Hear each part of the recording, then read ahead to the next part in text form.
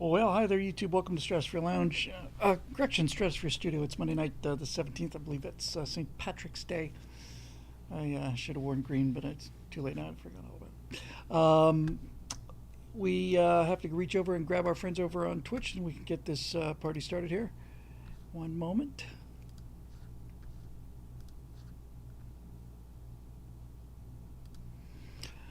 Hi there, Twitcheroos. Hello, YouTubers, and various scoundrels, miscreants, and and bumblers of all kinds. Welcome to the Stratosphere Studio. It's Monday night. I'm your host, Bill Whittle, and it's good to be here on St. Patrick's Day, the 17th of March, 2025. All right, all right. Hope everybody is doing well as usual. And just get my little windows set up here. Yep, a wretched hive of scum and villainy, as Risha Dark points out for us. And yeah, so Twitch creants. Yeah, exactly. Scalawags, wretched roustabouts. Oh, I should know more than this, you know. Is it Jackasnapes? Is that one? I can hardly remember. Bunch of rowdy roustabouts and hearty hail homebodies. Ragamuffins. Yes, there you go. You get the idea. It's an eclectic bunch. Jackanapes. Yes, it was a jackanape. Um, so, um, Sunshine 12 wants to know, can you address the EU CBDC that's being rolled out? How can we prevent that here? Give me a moment to loosen up just a little bit, Sunshine, and then you can bring the question back. And I won't answer for you because I don't know what the CBGB is, CBGBs, the CBDC is. But if it turns out that the Europeans are enacting it, then chances are very good to excellent that we probably don't want it here. My volume is a bit low. Well, let's see. I haven't touched any volumes. Maybe the mic is a little bit further away. How's that? Is that better? Okay. Pin a link to Natasha's channel. Yes. Thank you for the gentle reminder. I'm not going to do. I'm going to leave that alone. She's cracked 200 subscribers. I don't want to oversell it. I'll mention it at the end. But central bank digital currency. Oh, it sounds terrible. Um, I'd much rather be back on the gold standard. Um, I'll mention it at the end, but she's just cracked 200 subscribers, and she's put up a post, got 60, 70 views in an hour, which is not spectacular by some metrics, but for somebody who just opened their channel a couple weeks ago, it's doing great. And we are very, very grateful, both Natasha and I, to all of you who went over and subscribed and got that ball rolling. So YouTube doesn't send any traffic to nobodies, and as always, we're very grateful. So, ABC, always be selling. Castellan says the Angel one was very cool. I thought there were some very great ones, and she's putting out one a day. I mean, I'm it's giving me a second job. I get to stay here till midnight or 1 o'clock now. But in any event, it's great. Um, I'm totally in favor of the some kind of tangible source of wealth. When are they going to do the tour of Fort Knox? Speaking of things that you can't print, um, so yeah. So anyway, well, thank you very much, Castellan. I'll be sure to pass that on. That's really terrific. Um, yeah, I've got something here. Um, which just makes me just so happy. I just don't know how to describe how happy this makes me. It's a check, and it's from our friend Judith Bush, who says that I had mentioned her once before on a show, and I don't know if she's watching now or whether she watches this recorded, or we record our um, um, backstage show tomorrow morning, and I'm going to keep the check right in front of me so that I can mention her again there. But Judith went to the trouble to call in and say she's a basic member at $9.95 a month, and and she said she wanted to do more to help out. So she wanted to know if she could increase her monthly membership by $3 a month, which we really can't do because we don't have a separate level for that. But when Shelley took the call, she said you could just make a donation. So she did, and I'm very sure I'm going to probably just frame this. It's a check from Judith Bush made out to BillWhittle.com. It's for $5, and on the memo line it says friendship on it. And I just tell you, I'm grateful for all donations and all the super chats and John with his $99 and stuff. But this check has a real special place in my heart. And Ruth, if you're watching, thank you so much for picking me up and giving me a boost that can it's going to last me for months and months and months. It's really very, very sweet of you, and I'll cash it. I didn't say I wouldn't cash it. I just said I'm going to frame it. I'll digitally deposit it. Thank you, Ruth, very much. It's very kind, and the friendship line is just amazing, amazing. Okay, so just a couple little things, and we'll get into questions because I've been short of the questions last time on Stratosphere Lounge, and we may just do some free-form stuff before we get to the forum questions in the comment section. Now, don't panic because I'm not going where you think I'm going with this. But I took the transcript from what I read about that second dinner with Grok, and I basically said to Grok, "Hey, Grok, here's a 10,000-page transcript of conversation that we had that you don't remember. Don't worry, this is not going to be a Grok show."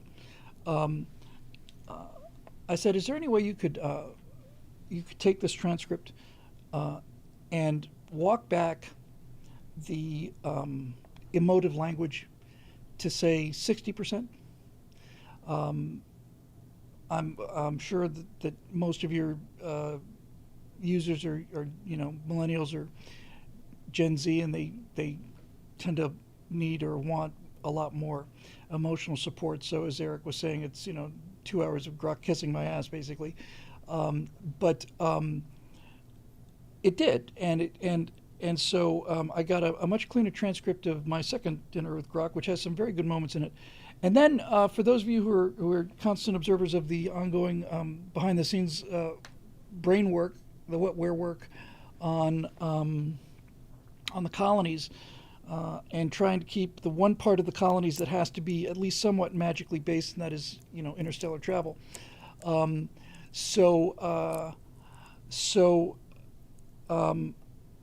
I basically got Grok to walk that language back. And then after doing that, I just decided to try one more thing, and this will interest you. So I did the first one was about the energy required to travel interstellar distances slower than light, and that was really enlightening. And then the second one was all about stargates, the amount of energy it would require, which is phenomenal, and so on. And then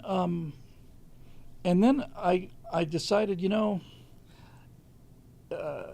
I decided to go back to the Alpha Omega, the beginning and the end, the centerpiece of my science fiction universe, which, believe it or not, is not Star Trek, although you wouldn't know it to take a look around here.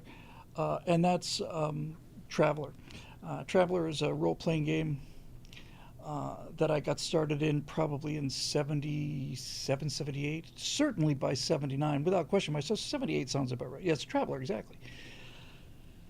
And in classic Traveler, they have a jump drive. You just turn it on, and and it goes. And I don't know how long it takes to. I don't remember how long it takes to travel, but you could, like, a jump 6 drive was the most you could do. You could go 6 hexes and so on. I think it was a week.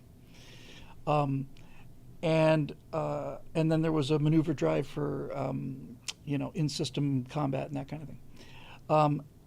But then they basically, after Traveler had been out for years and years and years, they came up with something called Traveler 2300, which was the really had just some phenomenal original sci-fi in it. The original Traveler is a classic space opera with vast galactic empires, and the first empire of land, and then the human empire, the second empire, the ramshackle empire, and the third Imperium with Emperor Strephon the second, I want to say, and all of that, and the spinward marches, and and subsector capitals, and all of that stuff. It was great. It was a great game. Really, really fun. And when they came out with 2300, they changed a lot of things, but 2300 had a method of interstellar travel, faster than light travel, that that I'd never seen before or since, and I decided to check with Grok on it. So in the previous conversation, Grok had given me all of the information for wormhole tunneling, bending space. So you're not exceeding the speed of light because you're not in space. You're folding space, so you're never moving through space-time faster than the speed of light.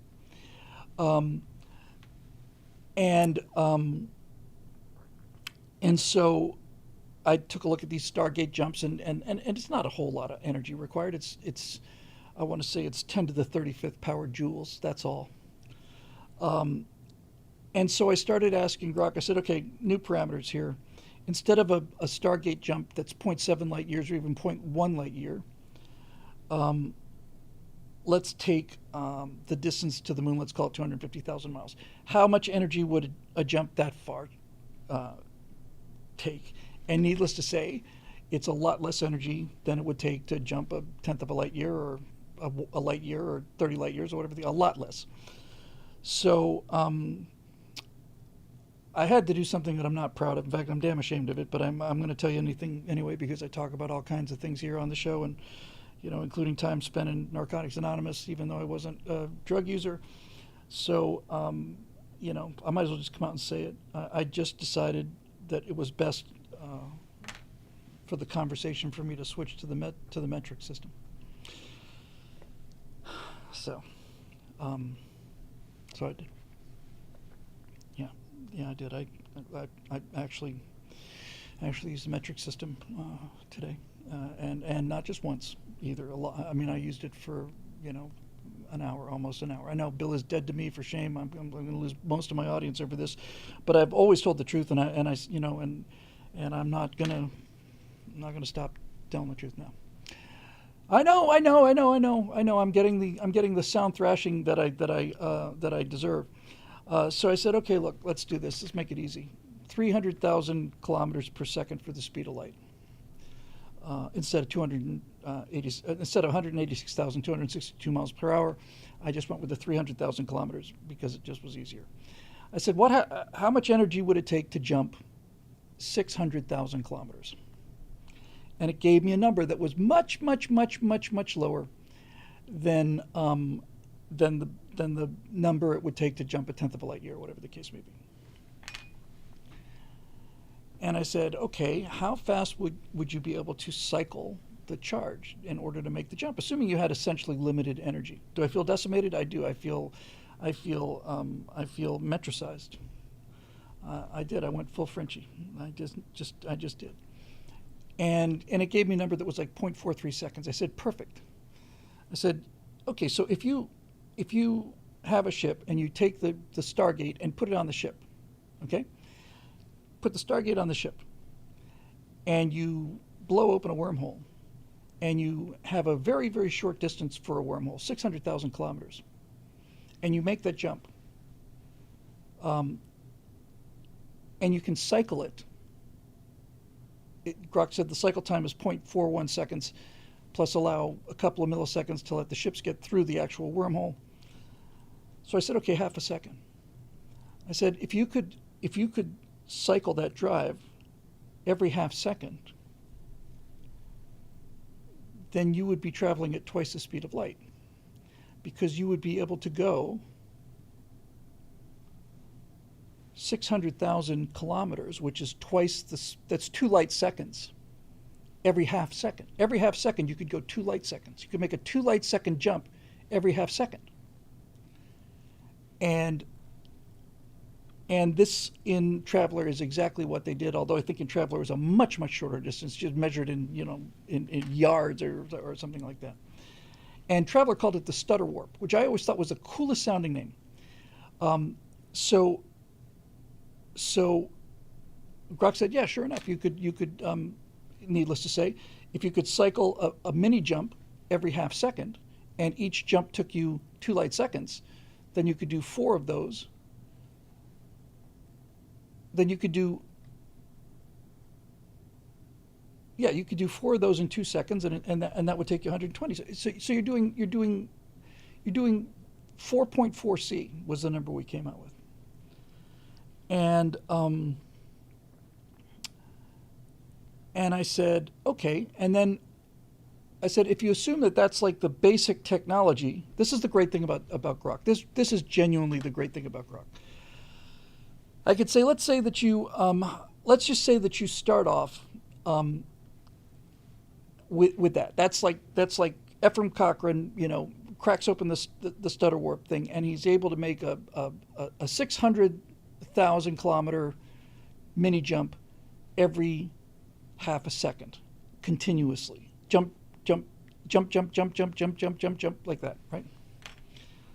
I said, based on energy efficiency, is it better to have a large number of small jumps or a small number of large jumps? How does the energy scale up? And then Grok gives me 2 pages of mathematics, and I'm like a dog watching TV. It's like, okay, sure, why not? And it turned out that the optimal jump distance was 57,000 kilometers, jumping every, I don't know, what, 8 times a second or 20 times a second, something like that. Right? And then I asked it the big question. I said, how does this system compare to the traditional warp drive? I can never remember the name of it. It's the Albaceri, the mathematician who did the numbers on warping space, where this would be the Enterprise warp drive, where you make space in front of you less dense space-time, and you make space-time in front of you more dense or more curved. More curved in front of you, less curved behind you. No, it's got to be the other way around, I guess. So you're constantly falling, and the entire bubble of space, you put a Alcubierre drive, all right? So this bubble is moving through space-time, but you're never moving fast. The bubble's moving faster than light, but you're never moving faster. The mass is never moving any faster than light in the bubble. In fact, the mass isn't moving in the bubble at all. Alcubierre. Okay, the Alcubierre drive. Great. So Alcubierre, that's what I thought it was. Whatever. I'm going to go with Alcubierre. So the math for the Alcubierre drive is, in order to move like 100-meter sphere, it requires like all of the energy that the galaxy produces. And I said, compare the Alcubierre drive to the stutter warp system that I've given you. Which one is more efficient? And Grok said, the stutter warp drive is more efficient by 7 orders of magnitude. 7 orders of magnitude. So now I've got all the chrome I need. I have the actual numbers, and I have all these things. So I've got slower than light travel to set up between here and the next star down the line, and they drop off stargates every whatever 0.7 light years or whatever, and they use 0-point energy, and these things are massive structures, and they're essentially a series of projectors in a sphere, and then it compresses space just as you're going through it. And so you've got slower than light travel, you've got faster than light travel without a drive on the ship. You just throw a rock through these stargates if you throw the rock at the right speed. And then when what they're working on is they're working on the stutter warp, because the stutter warp is the answer. The baseline stutter warp starts at 4 times speed of light, which means you get to Proxima in about a year. But there's essentially no theoretical limit to it. If you have enough energy to charge the capacitor banks fast enough, you can cycle the jumps quicker and quicker. And the ship is, and then we got into like the real details of it, which is the faster the ship is moving through real space, if you assume that wormhole is a plane that you go through, the amount of time it takes for that ship to cross that plane starts to become a factor. I set it at 20 milliseconds, which means you're going pretty fast. So, but if you get your ship up to like almost like relativistic speeds, like a 60, 70% of the speed of light in real space, then your transit time through the gate means that you don't have to hold the gate open as long, and then you can really crank up the number of stutters. So all of this is great, great, great Chrome.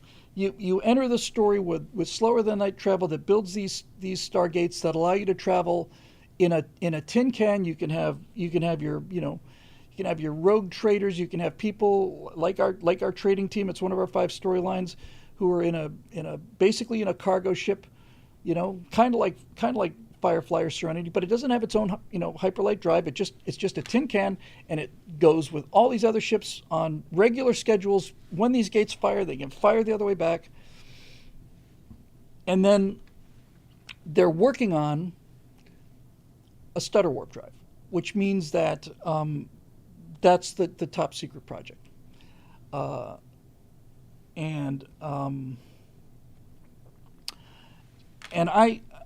the great thing about working with Grok, and somebody said, why don't you use ChatGPT? Grok's got a feature called Deep Think, which engages automatically. And when I ask it a question, I don't get like, well, it seems like it's like, well, let's break it down. The relativistic equation is this, blah blah blah blah, 6.79 times 10 to the 14th joules times this, and the relativistic thing, and mass dilation and fuel consumption, blah blah blah blah blah blah blah blah blah blah blah blah, and that kind of Chrome is gold mine Chrome for hardcore science fiction fans. When you start saying, we've accumulated 10 to the 26 joules in the accumulators. We need another 4.5 days to get to 10 to the 31st joules, and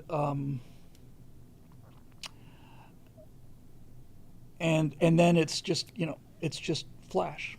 And as they're flashing through these gates, they're just sitting there sipping their coffee the same way that airline pilots do.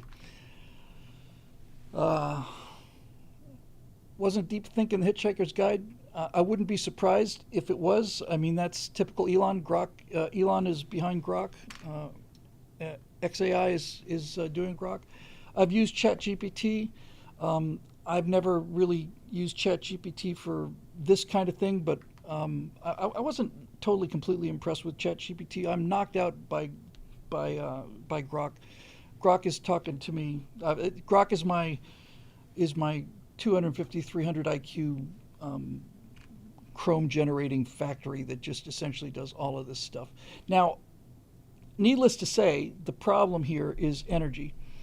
The amount of energy needed to get ships moving very quickly through real space, the amount of energy needed to warp space in a Stargate, the amount of energy needed for each one of these jumps and cycle time and stuff is just an engineering issue. I'm not worried about that. But the energy is astonishing. I mean, it's 10 to the 35th, 10 to the 32nd joules. Total energy output of Earth, if I remember correctly, right now is something on 10 to the 18th, or something like that. So. Yeah, and then I asked a question, and I didn't have time to really finesse it because it wasn't really giving me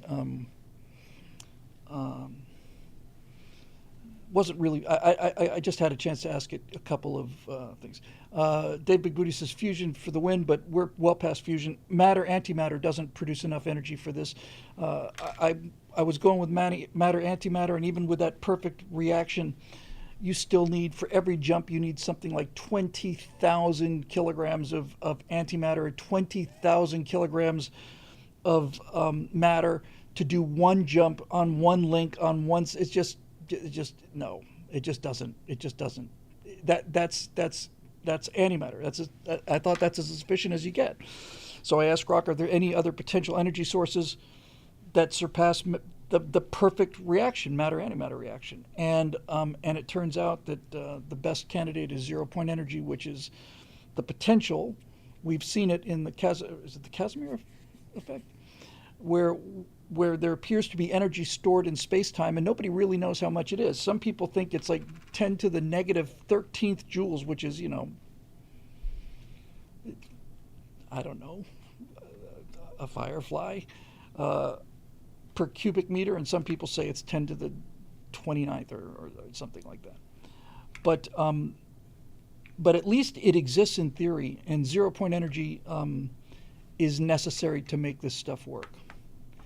Um, and I need to study more about zero point energy. I still have been told by Grok several times, and this is where I run into my horsepower limitations.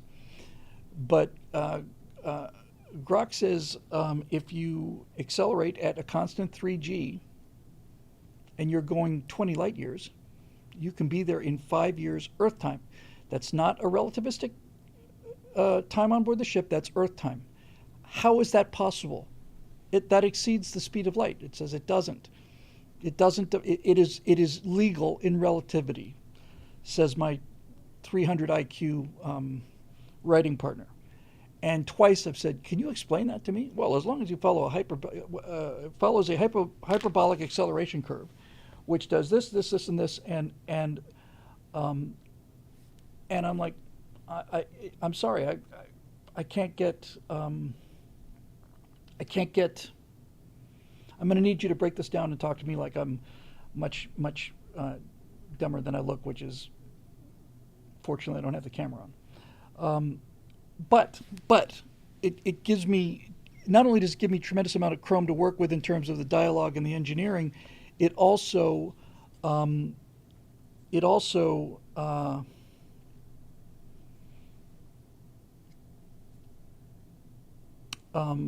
it really excites me. It just makes me, just makes the movie machine just really turn on and go. So it's been really really fun and exciting talking to somebody that's smart. I keep saying somebody, and again, the most interesting thing, and then we're moving on about this situation, this interaction with Grok is my constant awareness of the fact that it doesn't need me to say please or thank you. It doesn't care whether I say, "Hey, Grok, can you do this for me?" It doesn't care. In, but I care. And I was explaining this to Shelley earlier. Just earlier today. I'm the eldest son of a hotel manager, which means that my manners are textbook.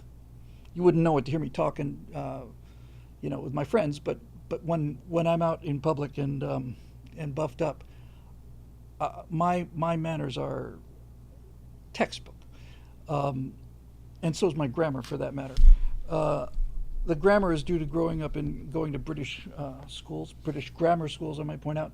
But the manners thing is when you're the son of a hotel manager, and you are constantly, once a week going down to the hotel to meet the VIPs, and you're kind of being paraded around as they used to do it in those days. This is the manager's family. You had to be.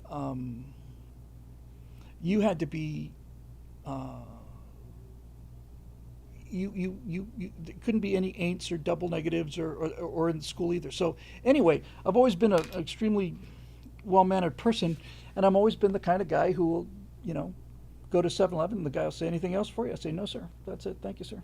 Appreciate it." Um, so, um, so I can't resist it, and I don't want to. And I've told this emotionless thing that when you hear emotions from humans like "Hey, please and thank you," it's a sign of respect.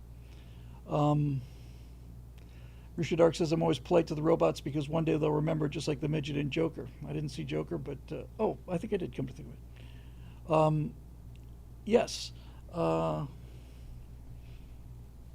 yeah, and Eric Blake points out British school is one. Now you sing "God Save Our Gracious King." I never sang that song, but I did sing "God Save Our Gracious Queen" more times than I could count every single day for every school year anyway, 5 times a week for school years, and huh.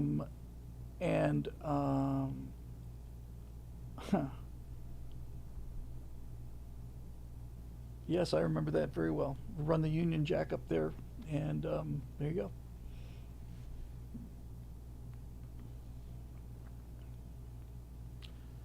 Uh, so there we go. So anyway, that was really fun. The Stutter Warp is a cool name, and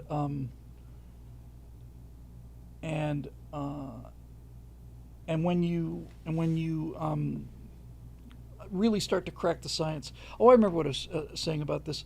The problem is energy, and so I asked. I said, Grok, what was the total amount of electricity that it would have been possible? This is why it's great to have a 300 IQ friend, if you're a science fiction writer.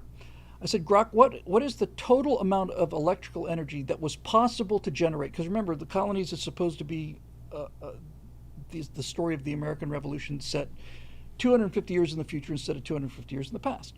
So I said, Grok, what was the total amount of electricity that would have been possible to generate in 1776? And Grok says, well, there was nothing in 1770. Electricity was just being discovered and toyed with. Uh, we haven't gotten to Maxwell yet or anything. It was really just Ben Franklin and his kite and stuff. But basically, he said they did have a form of a glass. I forget what it was called. Some kind of a glass um, flask that could store static electricity. And he said there was nothing in 1776 that could produce a constant electrical output, but there was something that if you rubbed it like put enough of electric charge on it, static electric charge on it, he said you might be able to get between 1 to 10 joules out of it. So that's at the top end, 10 to the first joules, right? This is where my ignorance really starts to come out when I start making mathematical statements. But 10 to the first power joules. Right now, our society produces, I don't know, roughly 10 to the 20th joules. And so what could we expect 250 years from now? Could we get to the place where you can routinely blast 10 to the 35th joules? And I suppose you probably could.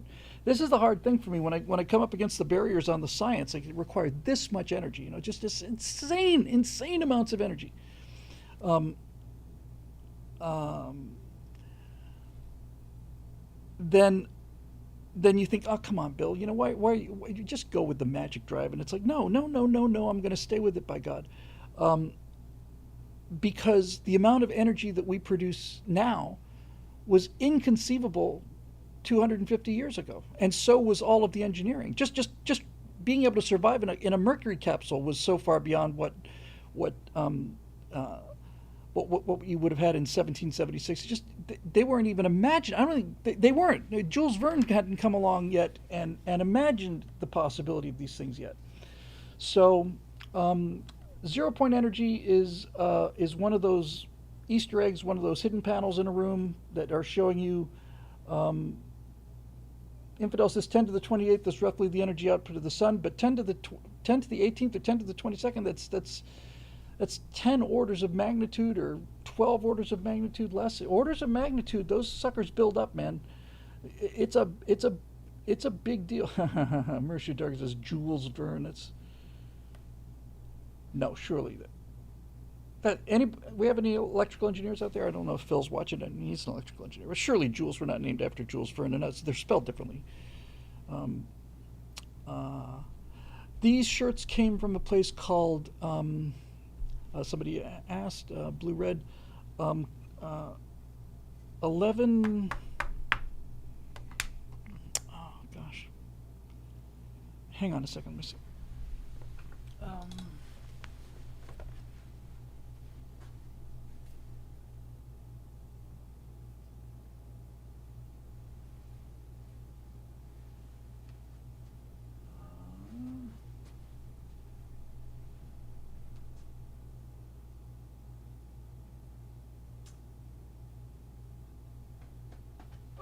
I can tell you.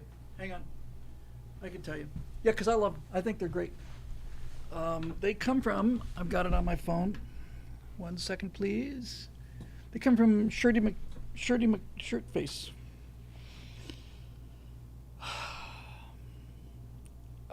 11 roads sounds right. And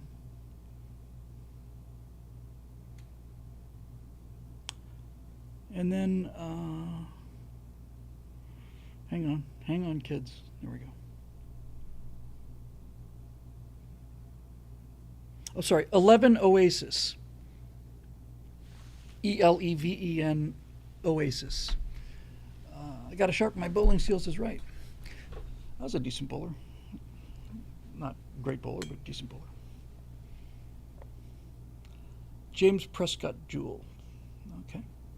All right. Anyway, so that was fun. I'm really enjoying this tool, and it's going to become more and more useful the more I work with it. So it's great.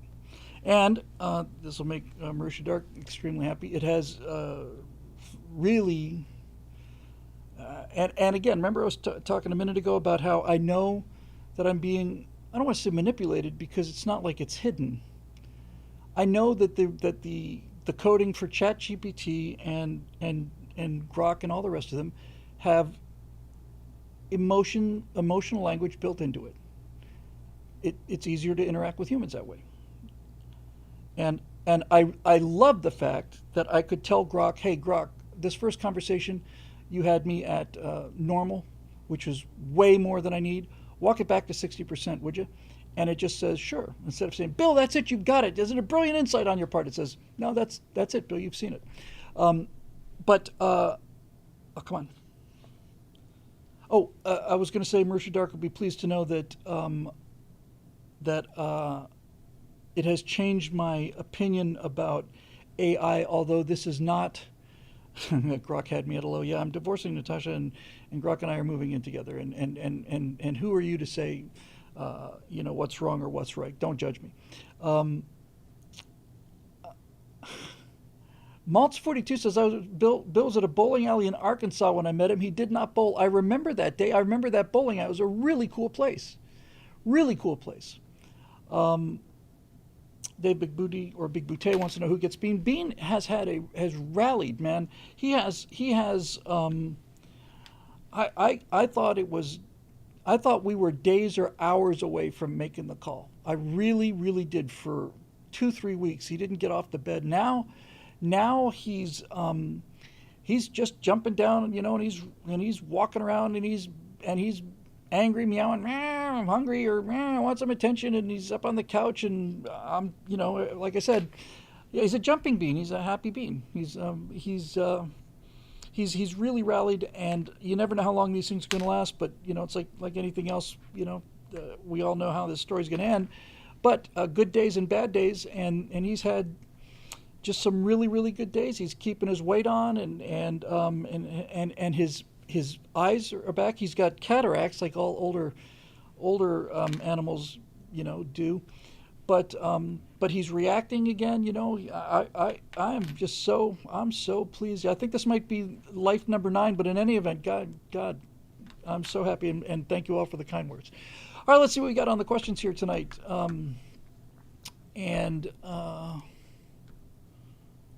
We'll take that as read.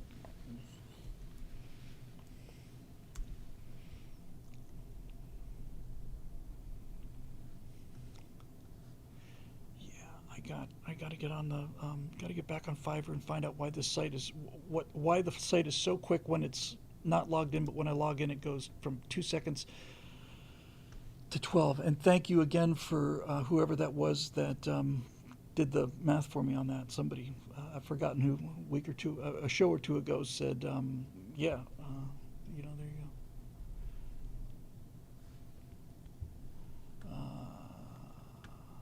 Because somebody said it's some kind of a leak, data leak. Steve Island says, also, Bill, recall it's not AI, it's ML. Wickedly impressive though it is, I've studied the real deal in grad school. The best is yet to come. Suffice it to say, yes. I understand it's a large language model, and what is ML, by the way?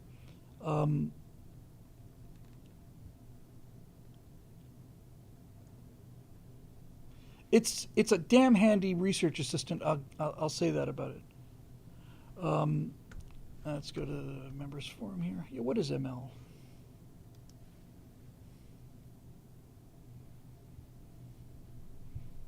One of the problems I just foresaw is that, every time I've tested it, it's been right. And machine learning. Thank you.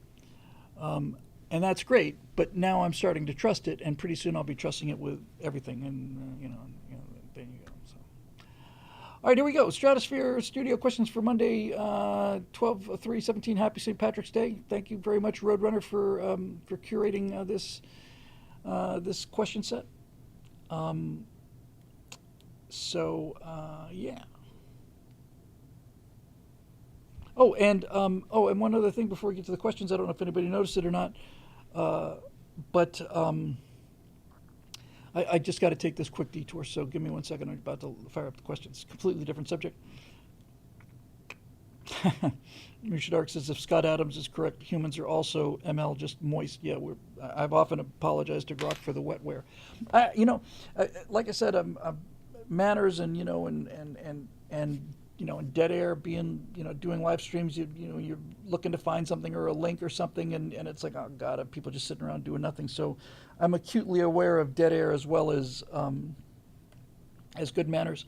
And one thing I didn't realize until relatively late in this a Grok story was I had thought that Grok was sitting there waiting for me, like billions and billions of cycles waiting for me to hit O, and then it goes around and reads everything that's ever been written in the history of the word, and I'm on my way with my finger towards K on OK. But no, it doesn't have an internal, this is the difference between machine learning and AGI, I guess.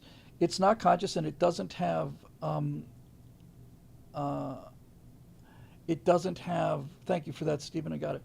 It doesn't have an internal life, so it's actually the other way around. Grok doesn't exist until it gets an input, so it gives me an answer, and then I keep thinking, oh, it's waiting for my input, but it's not waiting for its input at all. It's just sitting there. The second, I was gone for 2-3 hours, and I basically came back and said, hey, sorry, I'm late. And it said, I'm here. I wasn't doing anything. I just realized I had no way of knowing I was gone. I'm the one who's moving through time and responding instantaneously. Oh, look at that. Sad Wings raging for the $50 super chat. Do good, Taffy 3, bedtime here. Thank you, Sad Wings. You're just become one of our absolute all-time regulars, and I haven't forgotten Taffy 3. Pitched Taffy 3 in the Navy to somebody just 2 days, Friday. So, yes. Now the main thing is to get story mechanics up and going so that I can get out of the hamster wheel of having to post everything, that I can actually get things done. But thank you very much for that. It's a very kind, very generous super chat. I know I missed one earlier too. Let me get that before I get into the questions, because I take these very seriously. Story Monster with a $5 super chat says, do you believe in ghosts? Have you ever had a paranormal experience? Thinking of different questions than you normally get. I don't believe in ghosts as we understand ghosts. I have come to believe, I have to be careful.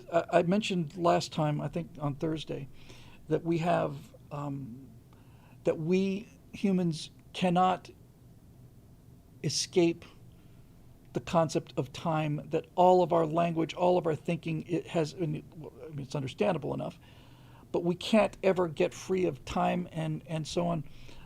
And so I'm not 100% sure. I mean, I just don't know. I have a belief that I'm trending strongly towards. If I believe that there is an afterlife, but my version of the afterlife may not be exactly an afterlife. I just think that all of the moments that we're experiencing right now have always been here, will always be here. They're built into the four-dimensional structure of this universe, that the thing is like a gigantic, aluminum cast of an anthill where all of the infinite number of individual decisions were made with free will. And you think, well, how could they all be made? But if they one after the other, no, they're all made. They've always been there. They've always will be there. They've just baked into this fantastically intricate, kind of like honeycomb structure, and that all of the times that we've spent on this planet are as real as all of the times as real as this one, which is now gone. So, do I believe that ghosts exist in the traditional sense? No, I don't believe in ghosts.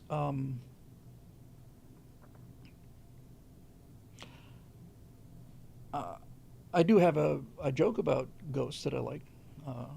It's also an Irish joke for St. Patrick's Day.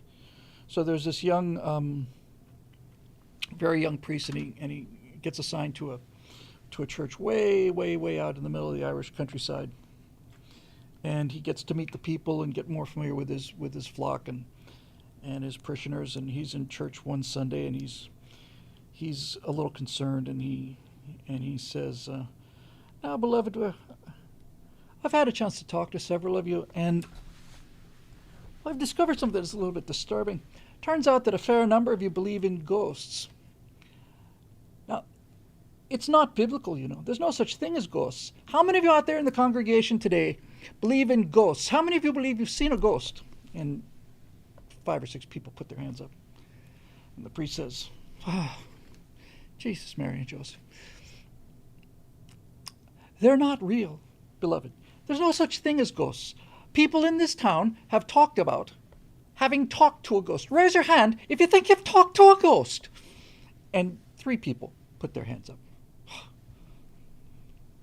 Well, I really don't know what to do about it. I really don't. I'm not going to mention any names, but there's a fella in this town, a gentleman who I had a brief conversation with, brief enough as you'll soon understand, who said that there's a person in this town who believes that he's had sex with a ghost. Raise your hand, sir, if you're the man that claims that you've had sex with a ghost. And way in the back, this scraggled old farmer just kind of puts his hand up like this. You know, he says, "Mr. O'Malley, the nerve of you, sir. Who do you think you are? What on earth makes you believe that you, sir, a good Christian man, has actually had sex with a ghost?" And O'Malley looks up and he says, "Oh, begging your pardon, Father, I thought you said goat."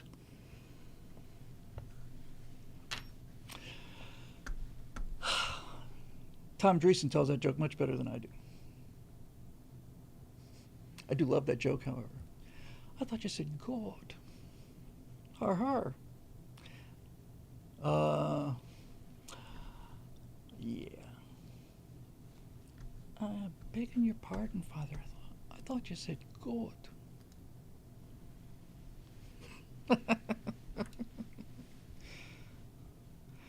Yeah, I don't believe in ghosts. Another joke that Tom tells, because Tom does a terrific Irish accent, and he's going to be one of our very first Story Mechanics guests. He tells this joke, which I liked an awful lot too. He said there's this Irishman, and his daughter's getting married in Manhattan, in St. Patrick's Cathedral, and he's a rich fella, and he's driving his car around, and he's late for the wedding, and it's a cloudy day. It looks like it's going to be a rainy day, and he's starting to panic, and he gets to the cathedral, and needless to say, there's no parking for a mile. And he goes around the block, and he starts getting so desperate because he can see the people starting to file in the church. And he starts talking to God. He says, "Oh, Lord and Father in heaven, I know I've not been a good man. I know I've committed many sins in my life, but Father, please, Heavenly Father, this is so important to my daughter. If I don't show up on time, she'll never forgive me. Please, Lord, please. Just all I'm asking for is a parking space. Give me a parking space, Lord, and I swear I'll give up chasing skirts. I'll never cheat on me wife again, I swear it." He's driving around and goes in front of the cathedral again. Nothing. "Father in heaven, heavenly." You start to hear the bells ringing, and the doors are getting ready to close, and the daughter's out there looking around trying to... "Oh, dear Heavenly Father, please, Lord, please give me a chance, give me a chance, give me... Please, all I want is a wee little parking space. Just a wee parking space. Doesn't have to be anywhere close. Just close enough for me to make it in time for me daughter's wedding. Give me a parking space, Lord. And I'll not only give up chasing women, I'll give up drinking as well. I'll give up drinking, I'll give up whoring, I'll give up smoking, I'll give it all up. Just please, Lord, please give me a parking space." And just as he comes around the corner right in front of St. Patrick's Cathedral, this gigantic bus that had been parked there pulls out, and there's a break in the clouds, and this shaft of sunlight comes down out of the sky, and it lights up this parking space, which is directly in front of the front doors of St. Patrick's Cathedral. And the guy in the car looks up and he goes, "Oh, never mind, Lord, I found one."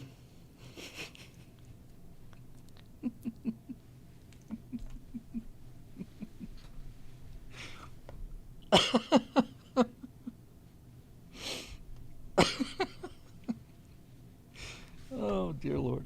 Yeah, I love that joke. I love it. I love it. I love it. I love it. All right. Anyway, back to the questiones here. Let's see what we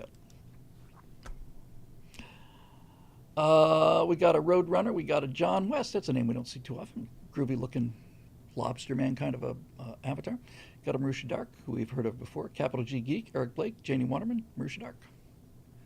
And the second Marusha Dark is one line. So, yeah, we'll do them all. My God, we will do them all.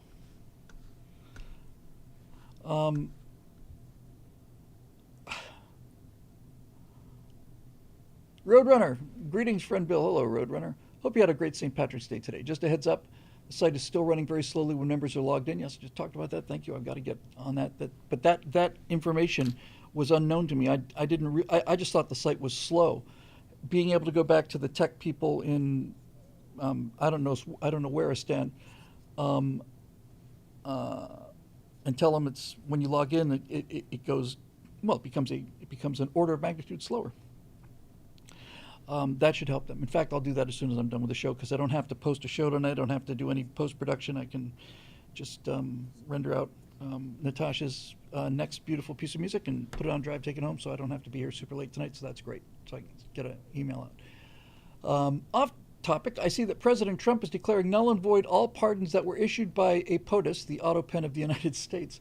Personally, I think this is a great idea. It will force the progressives in the media to actually mention that we don't know who's been running the country during the last administration. What are your thoughts? My thoughts, I only heard this story a couple of hours ago, so I haven't had time for deep cogitation, but I can tell you this. Sorry. Brian Woodridge over at YouTube says, "I hate Irish stereotypes. They make me so mad I'm going to punch someone as soon as I finish this drink." Brian O. Woodbridge. Yeah, that's a great thing about the Irish, by the way. They can make fun of themselves, and all these people saying, "Oh, it's so insensitive to name the Cleveland Indians." It's like, we are honoring the Cleveland Indians. You don't name your team after something you despise, you morons. But just the whole Fighting Irish thing, I mean, the mascot for Notre Dame is, just a scrappy little leprechaun. It's like every single possible cliche and negative stereotype, and they just own it and love it. And that's like, why can't we have more people like this? Somebody, I saw, in the endless tornado of vision and videos and images and texts and stuff that we live in, this information tornado. I saw, I think it was a picture of a black guy wearing a shirt, and it was the Washington Redskins logo, except that it was a white guy, and below that it said Washington Caucasians, and the caption was something like, "So how would you like it if we did this? Like, hey, we'll show you white people." And every single one of the comments, every one of them was, "Where can I get this shirt?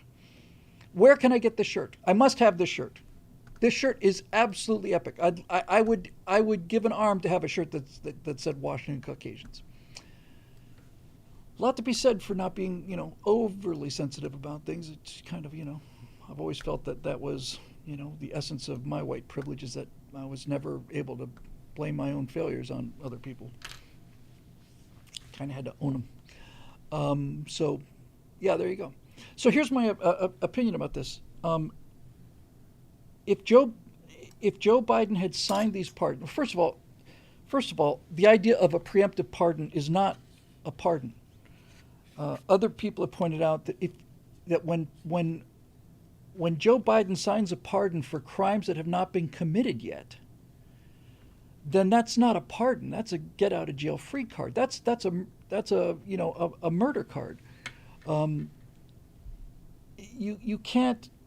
That's not a pardon. Plus, forget that he did well in excess of 10,000 of them. So that was really pretty sketchy to say the least. But the thing that actually makes me think that this may stand up in court is that if they can show that these signatures really were done with an Autopen, then the president did not sign them. And if the president didn't sign them, then they're not law. The Constitution is very clear on this. The legislature makes legislation. The president signs them into law.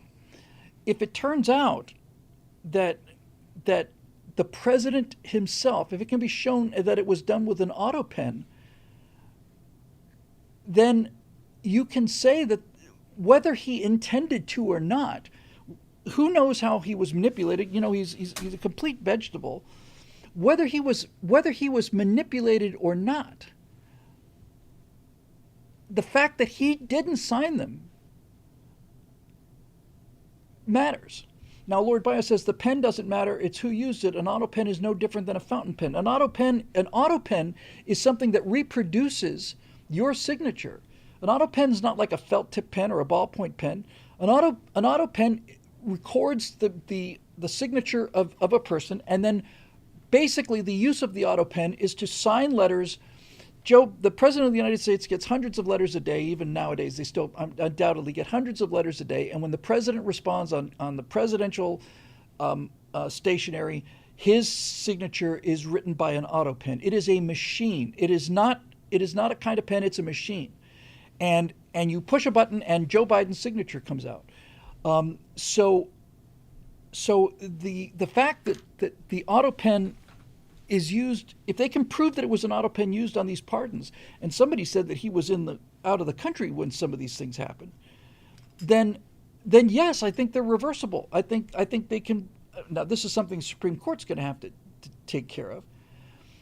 Steve Whip says Obama used one when he was out of town. I'm sure virtually every president. I have no doubt whatsoever. In fact, I have no doubt at all, zero doubt, that every president in recent history, including Donald Trump, has had an Autopen available for things like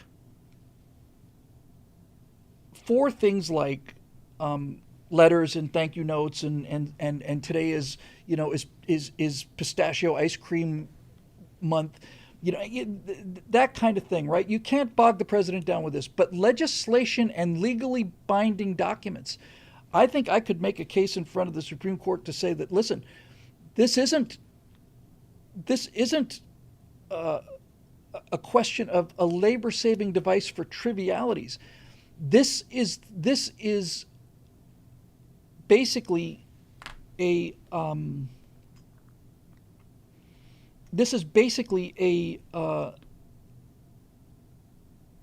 dereliction of duty. Now, Marusha Dark says, if you've ever signed an online document, terms of service agreement, you've used a legally binding Autopen. It's legally binding upon me, but it's not legally binding upon anyone else. If it turned out that the terms of service guaranteed that you had to donate a kidney, and I could prove to you that somebody else clicked that thing, I'm sorry, no, I don't buy that argument. I don't think that's legal at all. I think it's a long and dangerous road to go down when you're saying that somebody has the power to have the legal authority of creating law in the United States of America by a device that could be activated by anybody. So no, I don't buy that argument at all. If it turned out that this Autopen were used, then no. Now, needless to say, the assumption is that if it was done with an Autopen, it's not that Joe Biden pushed the Autopen button. That would be analogous to me electronically signing something. But if somebody other than the president uses the president's signature, that person doesn't have the legal authority, and that signature is essentially a forgery. So the fact that an Autopen was used is a enormous red flag, and Markham Inc. says the law says that the president must be president at the signing. He was somewhere else. Yes, I'm telling you, man. This could. I think this is definitely reversible. Well, of course, there'll be a legal battle over it. There'll not only be a legal battle, there'll be a howling match over it. Markham Inc. says reports suggest Neera Tanden, Biden's former White House secretary, may have used the Autopen to sign pardons while President Biden was golfing in St. Croix in December 2022. Lord Bios says you have to show someone other than the president used the Autopen, which begs the question, though, Lord Bios, to be honest with you, it begs the question.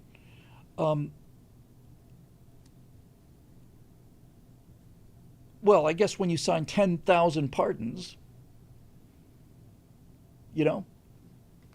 but I don't know.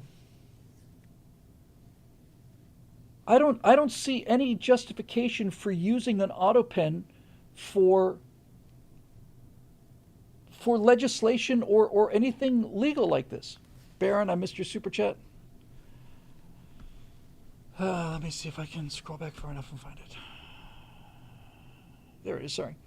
Talk to my uncle in Ireland, Patio Furniture. He says, Happy St. Patrick's Day and Aaron Go Braless. Thank you very much for that. I'm sorry I missed it there, Baron. Thank you for pointing it out to me. I hate it when I miss Super Chat. So thank you very much for that. Marisha Dark says, here's a question I don't know the answer to. Does the POTUS have authority to assign power of attorney to delegate pardon power? The answer has to be no. The President of the United States does not have the power to assign power of attorney for any of his functions. He can't, you can't have the President of the United States say to an assistant, sign this legislation for me. Markham says no, he does not, and this was apparently challenged under Woodrow Wilson because, as many people know, and as some people don't know, Wilson suffered a stroke and was essentially Edith Wilson was president of the United States for a couple years. I would love it if this when I heard the Autopen thing, I thought, oh, now isn't that interesting? Not only isn't that interesting, but isn't that like them? Number one, he's not capable of signing the pardons because he doesn't have the mental acuity. Number two, it allows 10,000 pardon signatures because Biden doesn't know what he's signing. He doesn't know what he's signing because he's not signing anything. This Autopen thing is a tremendous opportunity for us.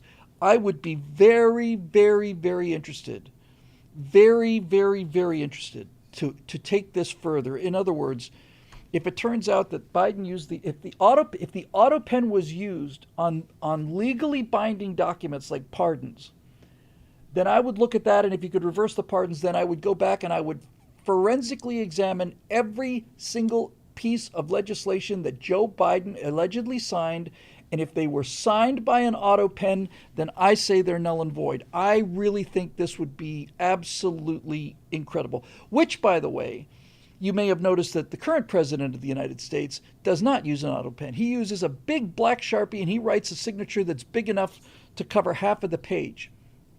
On camera. I wondered why Trump was making such a big deal out of that, and I thought, okay, it's obviously because he wants to show people that the government has changed and that we're not that this isn't the same old crowd, and we're doing all this in the light of day and so on. But it's possible because I'm telling you, man, Trump 2.0 came into the legal authority of the presidency when he was inaugurated, having spent 6 months to a year with his team plotting exactly what they were going to do. Planning is a better word. So it's possible that Trump has made such a big deal out of signing these executive orders in front of cameras and with this huge signature. It's possible that he was aware of this loophole before then, and this was simply prepping the battle space so he could say, listen, you know I signed my executive orders because you've seen me sign every single one of them. Roadrunner says, personally, I'm certain the Dems were settling pardons at $10,000 a pop. I bet it was a good deal more than that. There's no question they were selling pardons. Crazy Joe's Discount Pardon Emporium has a plan for you.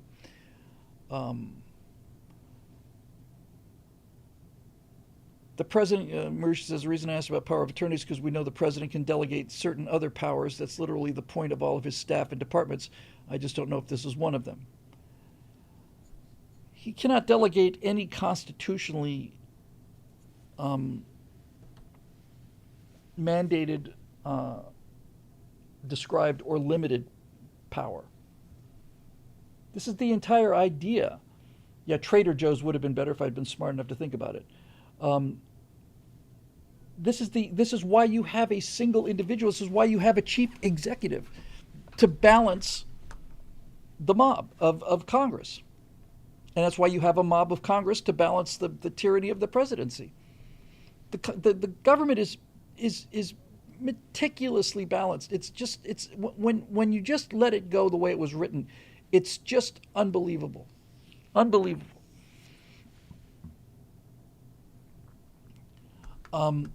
So in any event, Roadrunner, I think there's definitely something here, and it would be great if we got a chance to do that. And frankly, I don't think anybody. The only way this issue will be resolved would be through the Supreme Court. There's no other. It would take the Supreme Court to make a ruling, and if the Supreme Court decides to punt on this, the way they punted on the 2020 election irregularities, then what's the point? Right? It's not a question of saying if we can't have a conservative court, then what's the point? The question is if the Supreme Court cannot handle the largest legal issues and important legal distinctions in the interest of the United States of America, then what's the point of having a Supreme Court? Yeah, blanket pardons, if anything happened between this period and this period, no charges have been brought, nobody's in prison, nobody's being pardoned. How can you pardon somebody who hasn't been charged? That was my question at the beginning. How can you pardon somebody who hasn't been charged? Yeah, John Roberts I wish he would go away. Be replaced by Ted Cruz. That would make me exceedingly happy. So there you go. Yeah. David Zabasnik wants to know, can blankets even commit crimes? This is the problem with the blanket pardon.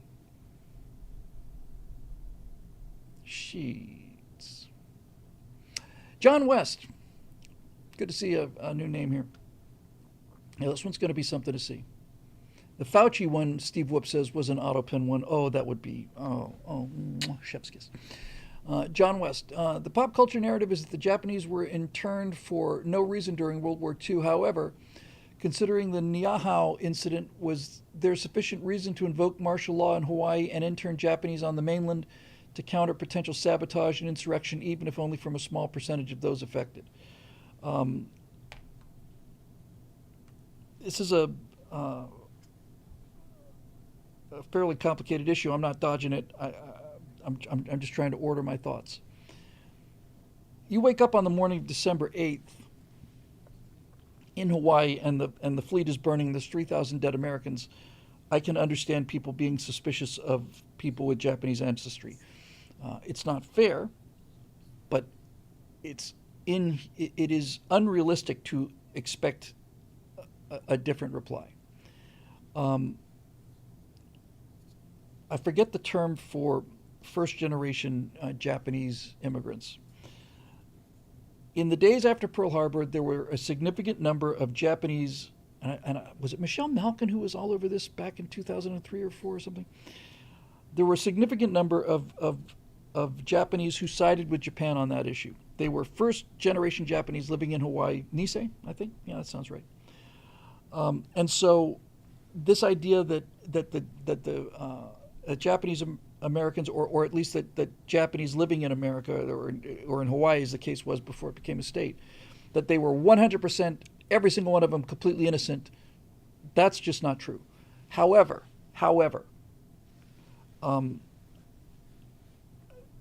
what seems to me to have been reasonable would have been to increase security at Pearl Harbor, and suspicion of Japanese Americans may have been unfair, but it's not completely unwarranted. There's no question that the Japanese were getting intelligence reports from civilians in Pearl Harbor, in Honolulu. Let me finish this before I get crucified here. And so, increasing scrutiny of Japanese Americans in the days, weeks, and months after Pearl Harbor in Hawaii seems reasonable. But the internment of Japanese Americans in the mainland is inexcusable, and I don't see any way to defend that. My understanding is that Republicans were against it, and that FDR was basically pushed it through. I don't know if that's true. It's got the ring of truth for the Democrats, but that was a grave injustice done to American citizens, and of course oh, thank you. Kirk's Bamboo Bazooka says immigrants are Issei, their children are Nisei. Donnie Girl says my Japanese grandpa actually got drafted. The reason that we know that the internment of Japanese Americans was an injustice, there is prima facie proof that this was an injustice, and the proof is that the Japanese American citizens who volunteered were sent to the European theater because they likely would have been murdered if they'd been in the Pacific theater after what the Japanese did to a lot of our the Imperial Japanese did to a lot of our servicemen over there, and the brutality of their treatment. But the Japanese Americans who served in all Japanese American units in Europe were decorated at a much higher level. In other words, they went out there to show their bravery and loyalty, and they did, and they well, as Mark Cumming says, they fought honorably and well. They fought above and beyond the call of duty, above and beyond just mere survival. They had something to prove, and they did prove it. And the fact that those Japanese Americans fought so bravely for a country that had just slapped them in the face is an indication that that they were, in fact, loyal, brave American citizens who did not deserve what was done to them by the United States government. Just got a super chat from the Fighting Fedora for $50. Thank you. Bill, you are undersubbed, and it's your own fault. I credit you where I am politically, and the whole damn world is missing out on your voice. Title your vids to current events. Thumbnail other than you and Kirk. Stick to current events. I love you. Thank you. That's a great, very great compliment. One of the things about the show, Fedora, I'm not, and I'm not arguing with you. God knows you're right about being undersubbed and underexposed, and also that there's no one to blame but myself. But this is not an excuse, just an explanation. Stratosphere Lounge is a difficult show to do a thumbnail for because I don't know where the show's going. I never look at the questions before we get going, and it's usually just a kind of a chat with buddies over a beer kind of thing. But yes, you're right about the rest of it, and I am working on that. Although God knows I'm moving it at my usual glacial speed.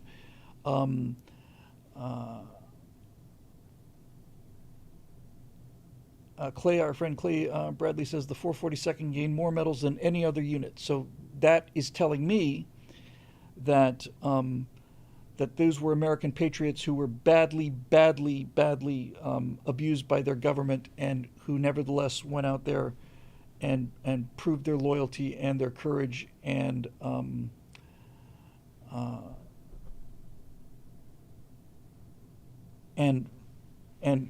showed they were wrong. And the Japanese received Japanese Americans received reparations, and they deserved them. Unlike the slavery reparations, those reparations went to the people who actually suffered. They were trying to make whole a wrong that was done to that individual. And I missed a super chat from Brian Woodbridge. Thank you for the heads up. Here's a wild theory. I wonder if Hunter's pardon was done by Jill without Joe's permission, and then she forced him to go along with it. Well, the more you learn about Woodrow Wilson, and he was for 2 years incapacitated. I want to say it was 2 years. Edith Wilson was the president of the United States of America, and clearly Jill Biden is determined what Joe Biden was going to do or not do. And there is a enormous amount of investigation that needs to happen there, and Mark Mink says they're saying Hunter may have signed his own pardon. Well, this is the thing about an Autopen, right?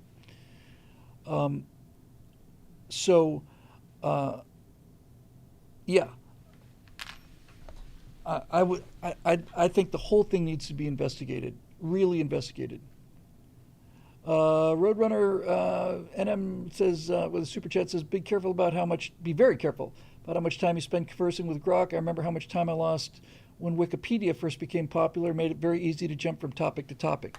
Yes, but look, I haven't been spending all my time talking with Grok, believe it or not. But to be honest with you, even if you're, I don't want to say wasting time, that is when you mention Wikipedia, that's just a hungry mind. That's educating yourself.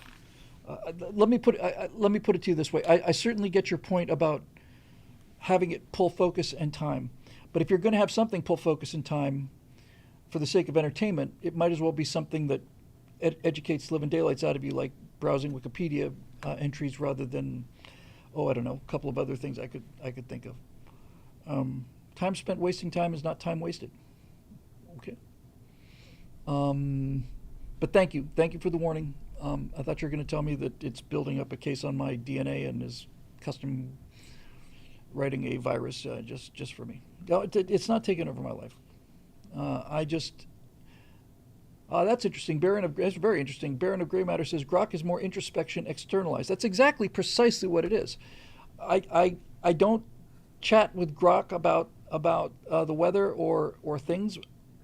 When I interact with Grok, I interact with Grok because I've got a specific task or a specific problem in mind, and I find that I am getting much smarter.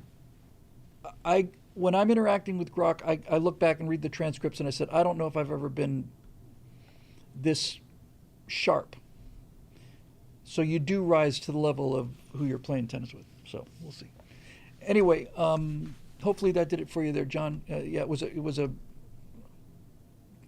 a real injustice, and I'm so proud to be a citizen of the same country as the Japanese, not only who endured that, but especially those that went out and enlisted and showed exemplary courage, and many of whom did not come back in order to right a wrong that was done to them. So hopefully that'll do it. Marusha Dark, got a complex question here as usual, but let's see if we can figure it out here. Topic, one up. Okay. Bill, given that you're leaning into simulation theory more and more, I was wondering if you've given more consideration to the idea of reincarnation.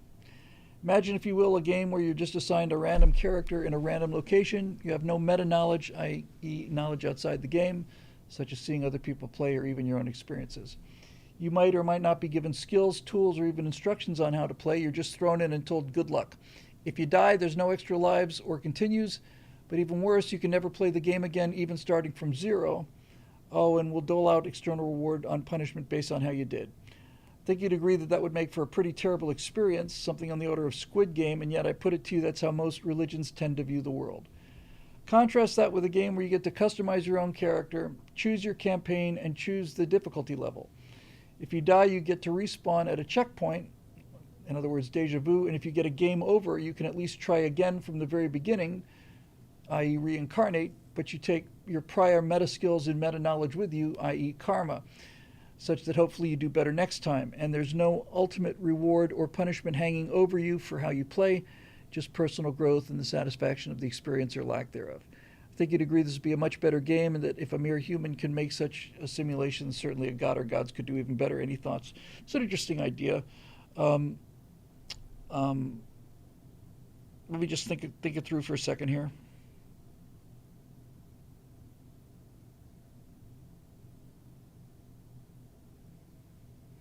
It's a lot like, is it Edge of Tomorrow? Is that the Tom Cruise movie? A really good movie, actually. It's a lot like Edge of Tomorrow, right? Where if you're talking about a game, let's just go right back to the basics because it's been a while since I've played, and just go back to ground zero. So when you play Doom 2 was a quantum leap. I remember the first time I saw Doom 2, and I shot a blaster down a hallway, and the light went down the hall and lit the hallway as it went down. I just went, ah. So let's just kind of follow this through. So let's say you're playing Doom 2, and you walk into the first level, and you shoot a couple of the monsters, the simple monsters, and then a monster kills you. And then you respawn back where you started from. Now you know that once you turn this corner, the big floating red ball of eyes is going to be there. And you got to go and get this other weapon before you can open that door. So you're taking the experience that version 1 of you made and using it to improve your situation. And you get through that room and you shoot the giant floating ball of eyes, and then the next thing you know, you get creamed by the flying skulls or whatever the case may be. Yes, so on some level, yes, that character is being reincarnated.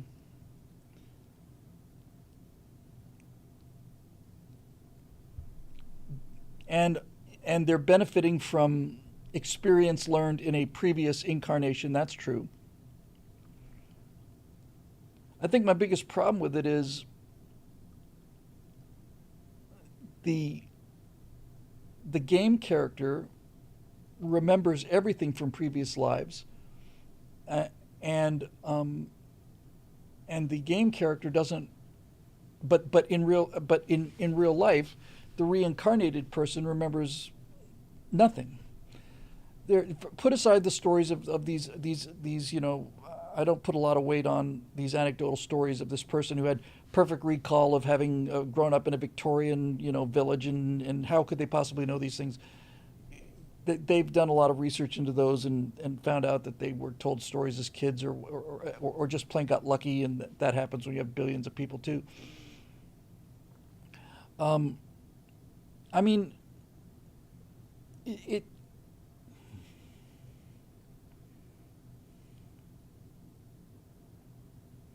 there's something about reincarnation. It may just be that it's just so Eastern, but there's something about reincarnation that um, just rubs me the wrong just rubs me the wrong way, um, and I don't really know why exactly. It's become extremely popular here in the West. Um, this is uh, this is what a lot of people who have given up on Christianity believe when it comes time to face, the fact that you're going to eventually check out. So, I don't know. Um, Mercia says it could help explain intuition, but there are a number of things that can explain intuition. Um, I'm not I'm not denying it. I'm not arguing with it, and I'm not trying to wiggle out of it. I'm just thinking about it. Um, I think um,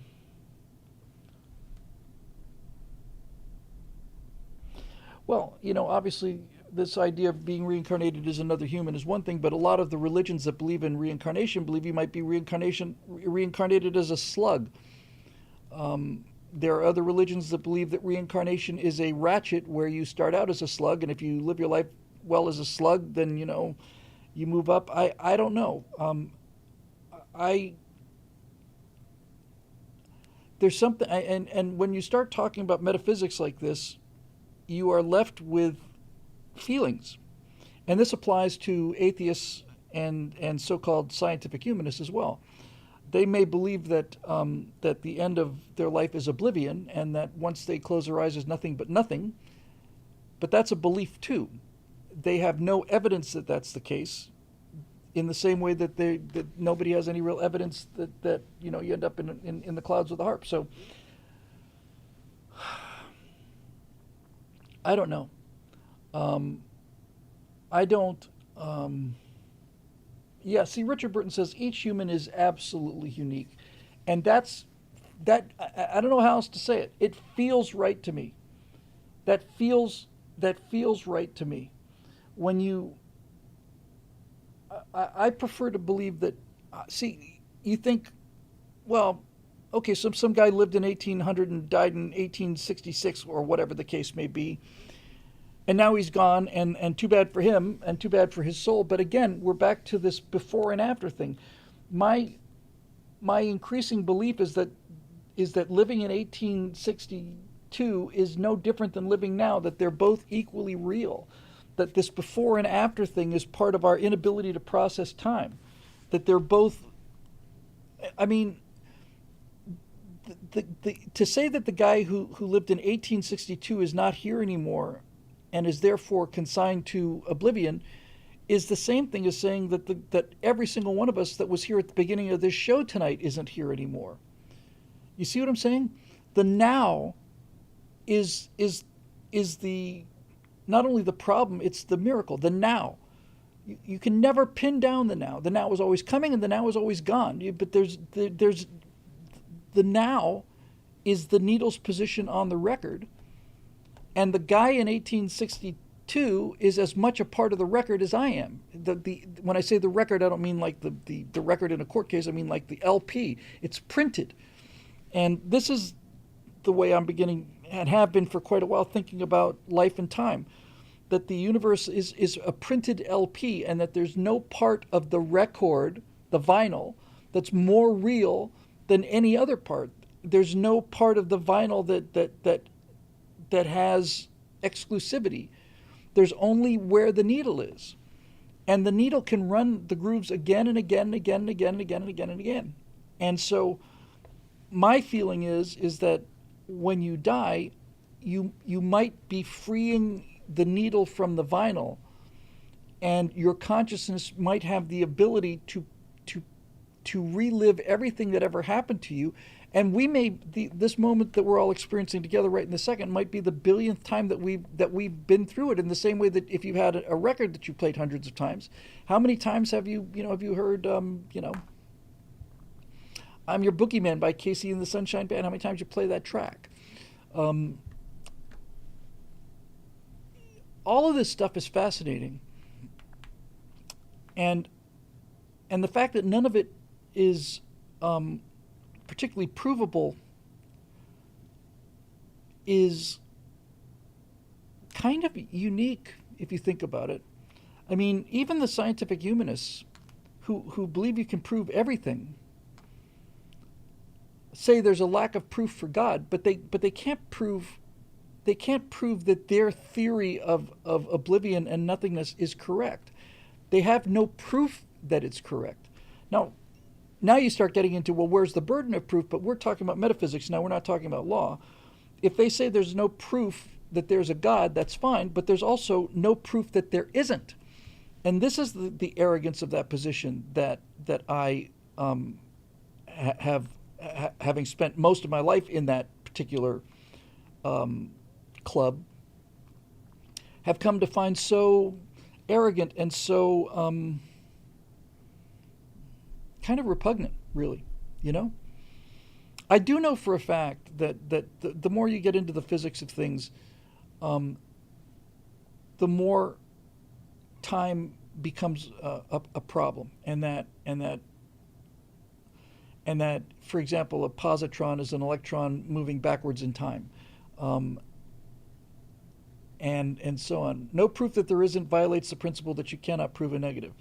Well, that's a fine thing to say, but the fact of the matter is that statement is still true, whether you like it or not. You can be as much of a sophist with it as you care to be, but the fact of the matter is there is no proof that there's nothing after life. It's an assertion. It is unprovable. It's not a question of proving a negative. It's a question of there's no proof either way, and we assume that the burden of proof is on the believer.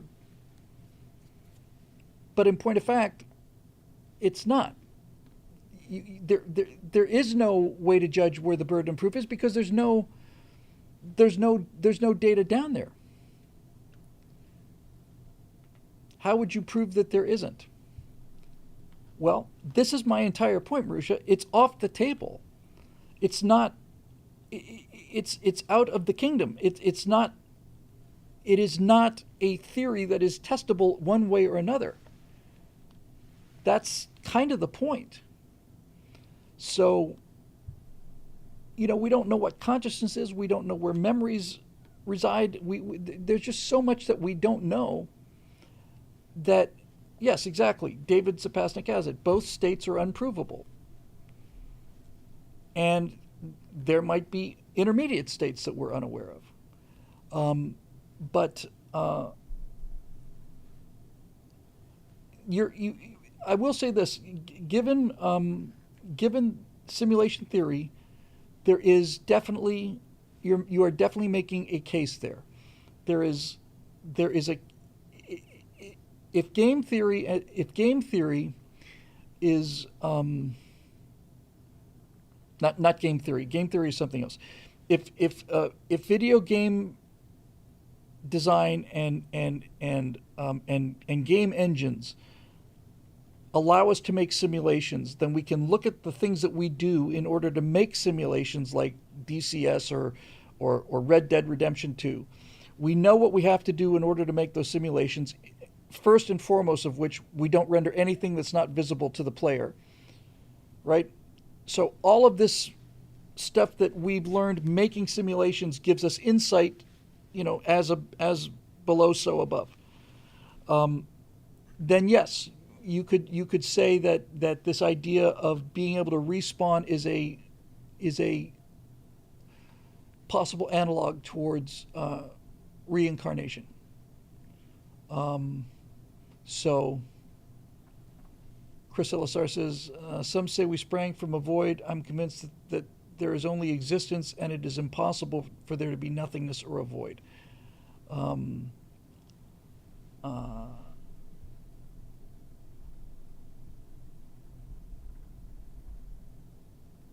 don't know. Since there is no evidence on the table, and since the question of the afterlife, is there one, is there not one? Do you go someplace and retain your consciousness, or is it just lights out, you're done? Which is certainly the simplest explanation, but what we're learning about the universe is that the simplest explanation is not the true explanation. Simplest explanation is that lights, particles, and waves should behave the same way. The simplest explanation is light shouldn't change its behavior if you look at it, and light shouldn't change its behavior if you turn a camera on, but it does. So Occam's razor is out the window on this one. So since there's no data one way or another, you are left with intuition. And if you're right about intuition being an artifact of reincarnation, my intuition tells me that you get one unique personality. That's what feels right, and we don't have anything else to go on. But just because we don't have anything else to go on doesn't mean that this is meaningless. Feelings become meaningless in the face of facts. But when you don't have facts and all you've got is feelings, then your feelings are the best you got, and you should pay attention to them. That's what I think. Yes, Steve Ellison says what we're learning about the brain and quantum properties within the brain. Yes, there's something about the structure of the brain and neurons that says that there is quantum activity inside of the brain cells, that consciousness is not even a result of all of these connections. It's that each one of these neurons is a quantum tube that is processing information outside of our domain, outside of reality as we understand reality. So that's what's so exciting about this revolution in this quantum revolution, is that the world does not behave the way we expect it to behave, and simulation theory explains a lot of these inconsistencies that could not be explained not only by Newtonian physics or relativity. Quantum is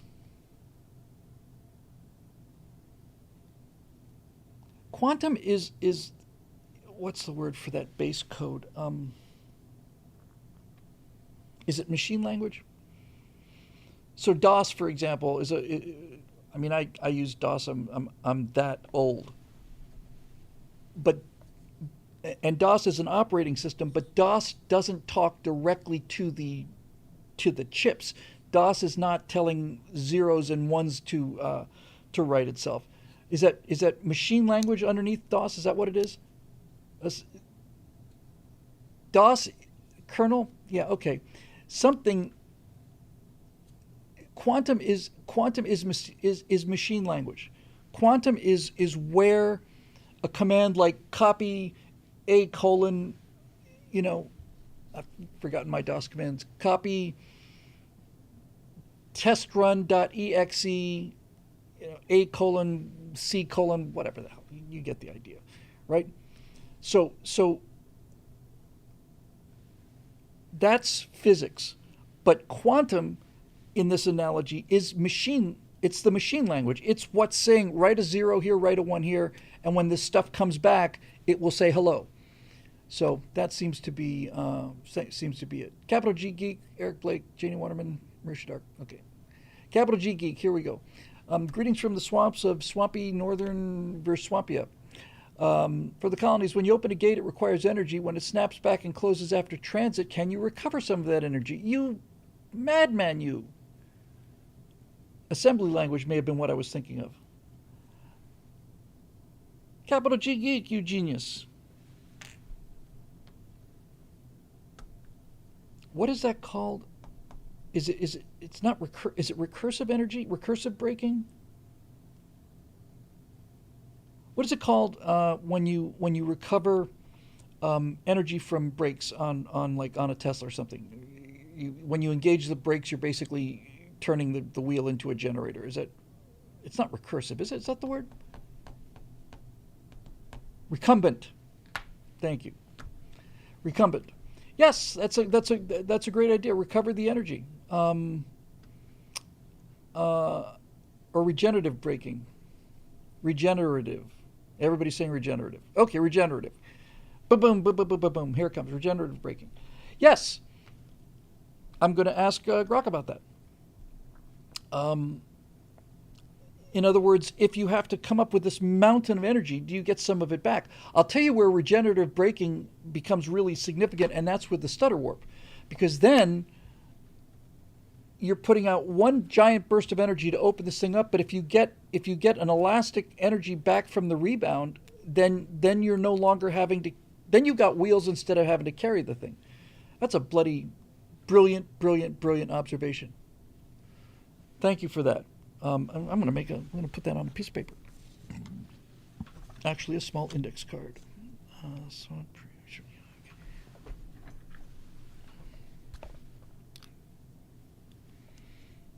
One second, please.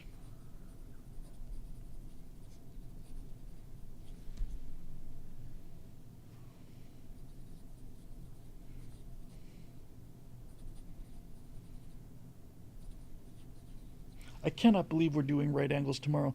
Honestly, it seems like every other day is Tuesday morning to me. Really just amazing how time flies. And that's not good. But thank you for that. Moving on with the same capital G Geek. You mentioned the Breitbart saying that politics is downstream from culture, and how much of culture is driven by entertainment. Well, the pop culture is essentially entertainment. That's basically what Andrew meant by politics being downstream of culture. He meant downstream of entertainment. I started noticing the tendency to turn characters gay with Buffy the Vampire Slayer. It got so prevalent and obvious that I started calling it second season sodomites. Yeah, didn't they turn what's her name? Alyssa. This one time at band camp, didn't they turn her gay? What a crime. I thought she was adorable. Willow, yeah. What's her last name, the actress's name? Alyssa, it's not Alyssa Milano, obviously. Oh, Allison Hannigan. Allison Hannigan. Sorry, I got it before it bounced back from, yes. Yeah, she was great. I really like her. Um, she's the what is it, the magic pixie or the manic pixie or the whatever type that is. Yeah, she's really great. Um, you talked about Grease and the corruption of Sandy at the end being viewed as a desirable for Hollywood anyway. Yeah, at the end of Grease when Sandy comes out in that black leather, I just thought, well, there goes all of the appeal of that character, smoking cigarettes and wearing the skin tight leather, and it's like. At some point, they switched from the coming of age stories to corruption of innocence type thing. Was humor used to lower our defenses, like Klinger and Mash or Jack on Three's Company? I don't think Klinger and Mash or Jack on Three's Company did any harm whatsoever. I don't mean at all.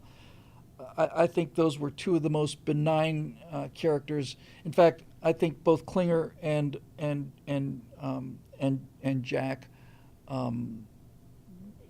raised the tone of the culture. Really raised it. Jack especially. Yes, he was pretending to be gay, but first of all, he was pretending. Secondly, he was just such a wholesome guy, you know? I mean, that show doesn't work if he's a lech. If he's just a lech and he's actually, banging those girls, if you'll pardon the 70s expression, then it's not it's not it's just nasty. Um, yeah, I miss him too. I really do. He was great, and died way too early.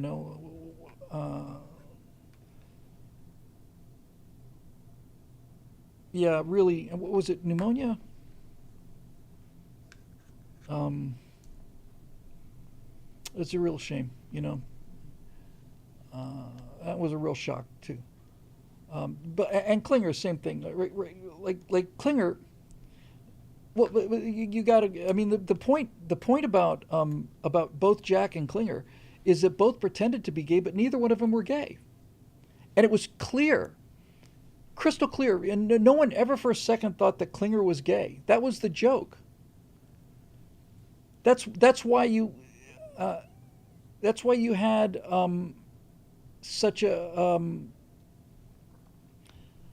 that's why you had such an odd looking guy playing Klinger, was because basically what you did with Klinger was you found a guy who looks as ungay as possible.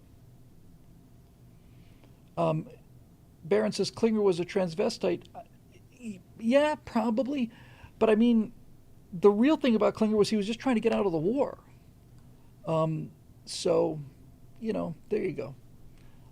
But yeah, John Ritter he was terrific, and he was freaking aortic tear. Ritter was fantastic in Sling Blade, and Sling Blade is a really remarkable movie. It's not like one of my favorite movies by any means, but I don't even know if I would say it's a great or even a good movie. But Sling Blade is a remarkable movie, and and he really had serious acting chops in that, and he was so, in Sling Blade you couldn't help but cash in so much of the affection you had for him in Three's Company. Um, so yeah, I don't consider those guys to be problems, but there were characters when you get into Bonnie and Clyde or Easy Rider. Now you're talking about romanticizing, d-bags basically. Um, Infidel 42 says the psychiatrist Stanley Friedman offered to dishonorably discharge him for homosexuality. Klinger said, "I'm not like that." Different times, yeah, yeah. Like Kirk's Bamboo Bazooka says, Klinger was more like in the tradition of Jack Lemmon and Tony Curtis at Dragon Some Like It Hot. I never saw Some Like It Hot. I obviously know the movie, but Klinger, I mean, Tony Curtis and Jack Lemmon are are dressed up as women for, if I remember correctly, even though I didn't see it, for highly heterosexual purposes, right? So we'll see. Eric Blake, Janie Waterman, and a one-liner from Marusha Dark. Eric Blake, tonight the case of the Emerald Island. So then, Whittle be lad, in honor of St. Paddy's Day, what be your favorite aspect of Irish civilization? The food, the drink, the music, the humor, and what be your favorite cinematic depiction of the Irish? God and Mary be with you. Jesus, Joseph, and Mary. Well, I think I said it earlier. My favorite aspect of the Irish is their ability to laugh at themselves and their ability to own their own. I don't want to say shortcomings. Why not? I find that to be an extremely attractive quality. I've always felt that was that self-deprecation is a sign not only of high intelligence but also a sign of high character and high confidence. And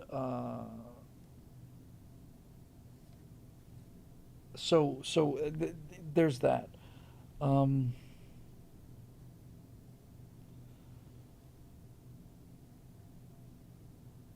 I sure do like Irish coffee. Um, there's a lot about. Look, I mean, I'm 50% British, right? I mean, really 50% British, and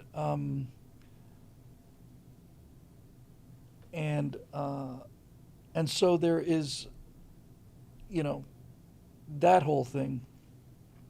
The English didn't need to be in Ireland, and the English did horrible things to the Irish.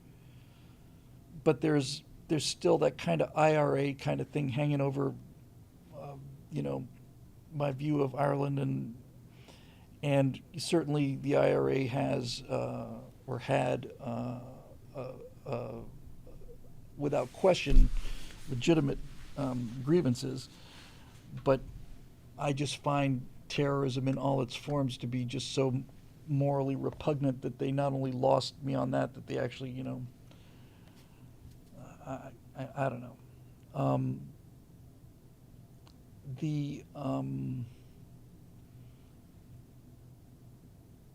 it's the luck of the Irish, you know, the whole. I think my favorite thing about the Irish is the way they seem to maintain cheerfulness and their sense of humor in the face of real hardship. As I said, the English did really appalling things to the Irish, and the Irish are able to laugh at themselves. Anybody who can laugh at themselves is fine with me. I'm just, you know, I'm just fine with that. Um, yeah, I don't really have much to add to that, Eric. Honestly, um, they certainly came to America and politically organized, and became a, you know, a political force within a generation. And, you know, and there were restaurants that had signs and "No dogs in Irish allowed," so they didn't cry about things. They just got on with it. And the next thing you know, the president of the United States is Catholic, and um, although Papa Kennedy was not one of the great men. Uh, he was a great man. He just was a really bad man. So there you go. Favorite Irish movie: Darby O'Gill and the Little People. Yes, that movie caused me to see a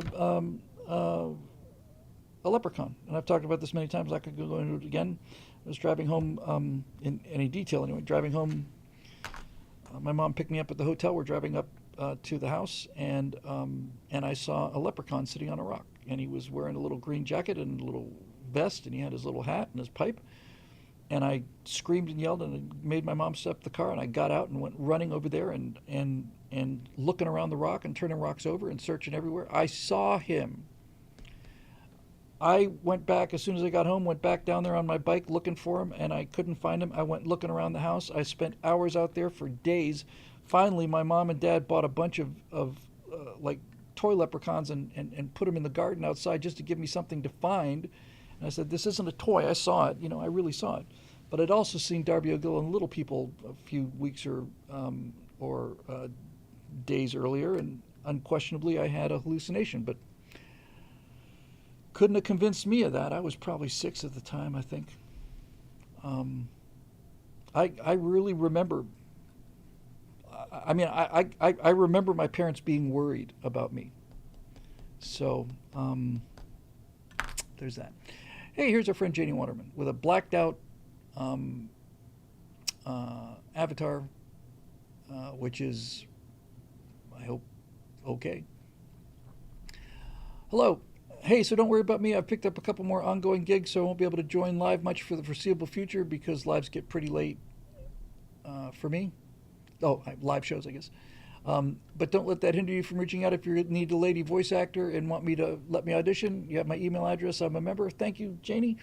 Anyway, my question is, any more run-ins with Kyle, the neighborhood cameo hood smacker? No, I have not seen him. For those of you who missed it, I was sitting in my car watching the end of a video before I went home, as I sometimes do when I'm watching something I know is going to upset Natasha. It's usually, oh, I don't know, macaques or body cam videos or police videos, or maybe it's a video on RK theory, or it might be something to do with Bean, or maybe I'm reacting to the fact that I had to postpone a show, or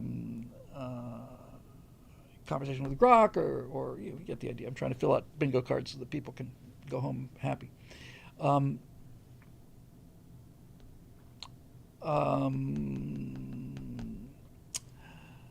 Anyway, yeah, this guy, I'm just sitting there, and this guy bangs on my hood and asks me what I was doing there. And I said, who the F are you to talk to me, man? It was a bizarre conversation. Never saw him again.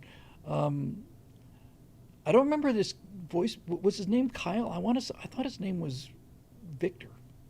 But nope, haven't seen him. Haven't seen him since. So we live in a very, very good neighborhood, but it is fairly tightly bordered by the rest of Los Angeles. Van Nuys Boulevard is a couple miles away from my house, but Van Nuys Boulevard is look, it's not a particularly dangerous place, but I had to stop for gas last night on the way home, and I go past Van Nuys on the way from the studio to my home, and I pulled into this gas station, into the Shell station, and there was a guy outside, and he was digging through the trash can and just looking for recyclables or something. And I went in and I said, hey man, there's a guy out there just overturning your trash thing. It's because when citizens stop acting, and I was prepared to go out there and back the guy up because he was a pretty sketchy looking guy. But when citizens say it's none of my business, or I really shouldn't get involved, that's when everything goes to hell. And it's like this guy was just rummaging through the garbage, looking for something, and and Steve Young points out I'm putting gas in the bitchin' Camaro, and I said, look, man, and I just I just wasn't ready to tolerate it. And if the guy decided he was going to get rowdy about it, then I would have been prepared to back this kid up. So the guy puts the garbage from the floor back into the garbage can, pretends to walk away. I check out of the convenience store. The guy says, yeah, I think he went. And as I'm getting in my car to drive off, I look and see he's over at the farthest of the far pumps, and he's taking paper towels he's just, it's one of those things that feeds paper. He's just wrapping paper towels around his fist, just this gigantic ball of paper towels. So now I'm watching this guy, and he goes walking over to behind the corner of where it's visible, and I don't know what he was doing back there with a bunch of paper towels, but I had a theory. And it's like, when is the golden age gonna trickle down to Van Nuys Boulevard? I don't know, but we shouldn't have to live this way, and I think people are sick of it, and I think people are understanding that we don't have to live this way, and I'm hoping that this return to law and order actually trickles down from the top, because as I've said many times, I think it was created from the bottom up. I think Donald Trump was a result of people being sick of all this left-wing insanity, crime, and tolerance of this kind of behavior and all the rest of it. So anyway, there's that. Thank you, Janie, and we'll miss you live, but be looking for you when you get here. And needless to say, if I have any voice work done, I will be certain to give you a ring.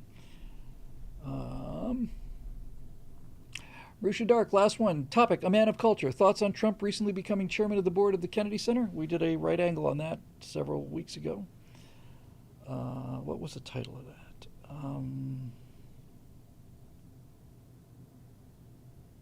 Conductor in Chief.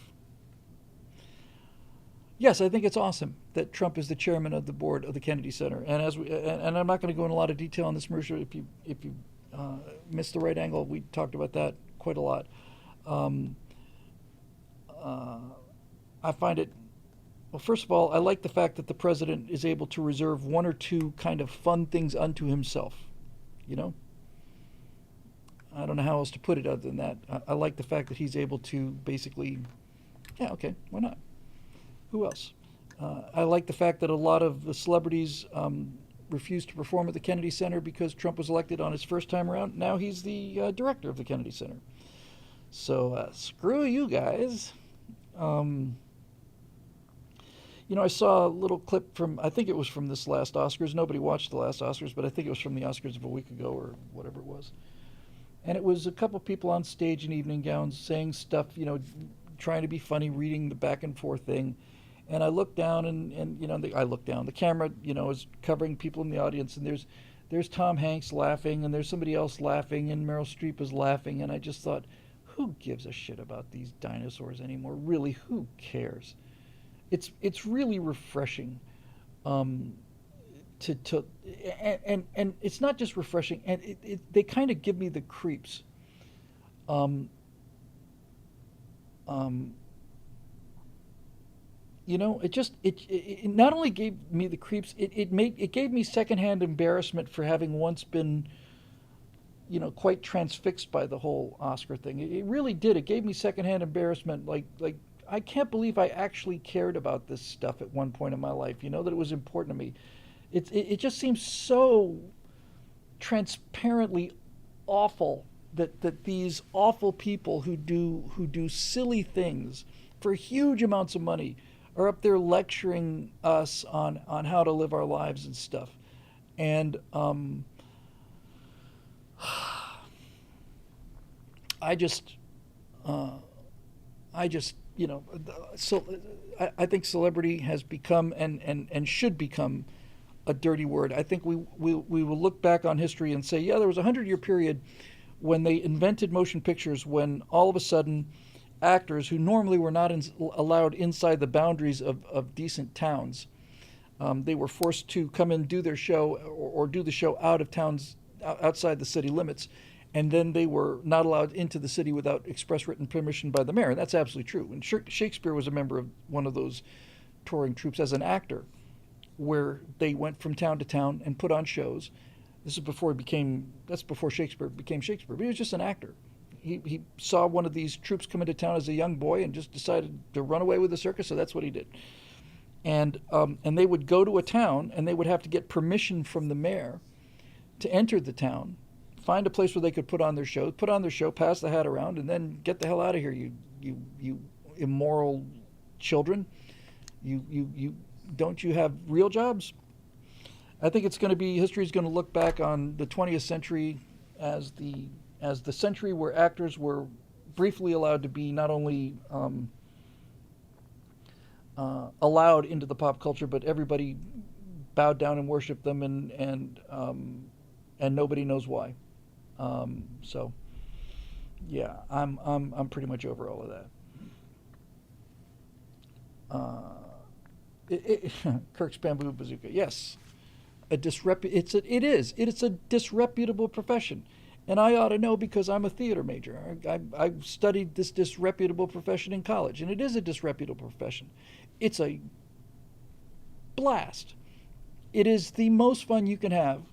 And if you're one of the very few people who are able to make a living at it, then it is unspeakably fun. But having not only grown up around actors, but having chosen to become professionally associated with them, and this applies to the writers as well, it's all about fantasy, it's all about fun, it's all about glitter and look, hanging out with actors is the most fun you could ever have. They are just an absolute blast. They're funny.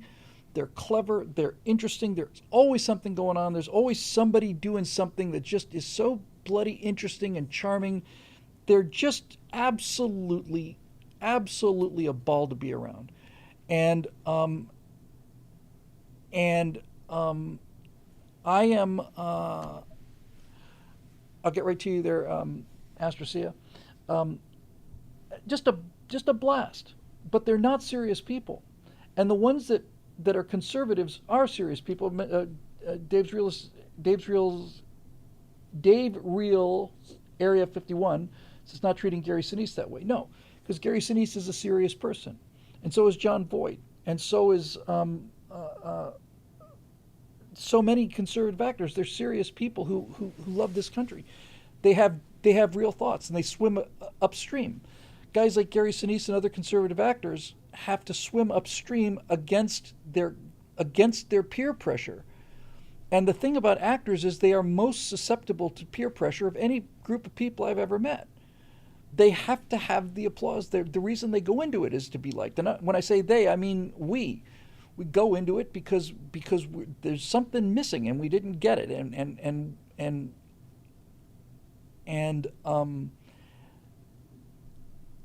And it's a pursuit of applause and approval. I'm not the first person to say this, but people who crave that kind of attention, there's something wrong with them, and they'll believe anything because it's all about the dopamine hit, the emotion of the make believe. But man, oh man, with that said, I'll tell you what.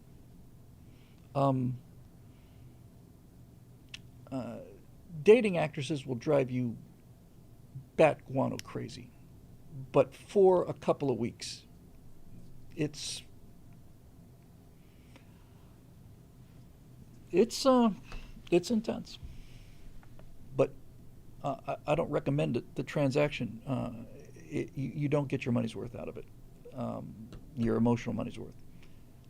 But you do get experiences that you will live to remember. That's for damn sure. And most of them are just are just staring at the wall, turning the light switch on and off, going, "What the hell was I thinking?" But in any event, that's a story for another time. Caslin says, "Sister was on Broadway. Can confirm actors can be fun to be around. They can be fun. I love them. I just don't think they should vote. You know."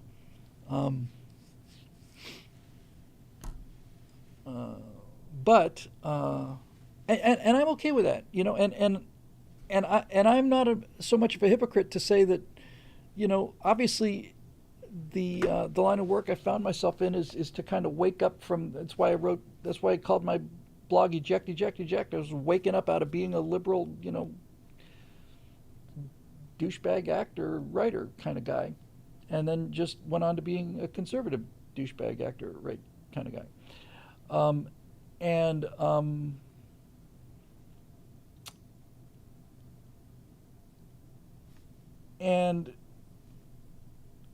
yeah, I saw that, Marusha. Thank you. And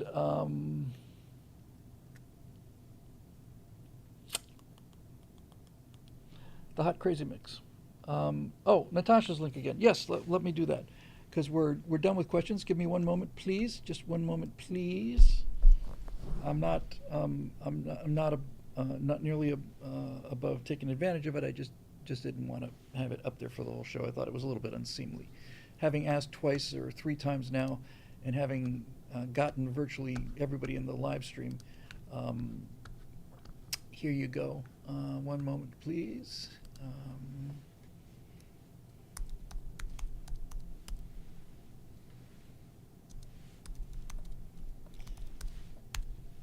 And thank you very much for suggesting that again. Where to go?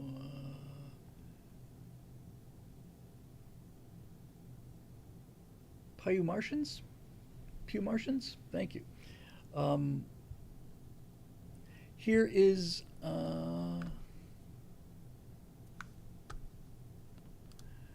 Deep Relaxation by Natalia Melnikova. beautiful picture of this incredible artist. Happens to be my wife.